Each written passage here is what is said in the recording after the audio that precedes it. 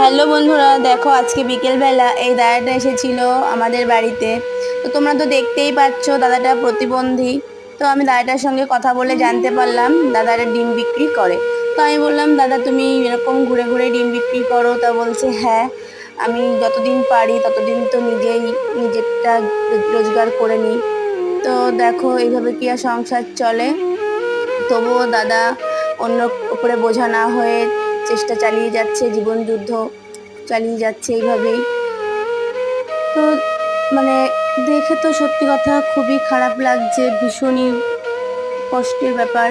কিন্তু তবুও ভালো লাগছে দেখে, যে দেখো অন্যের উপরে নিজের বোঝা না বাড়িয়ে নিজের নিজের উপরে দেখো নিজের দায়িত্ব কিভাবে নিচ্ছে।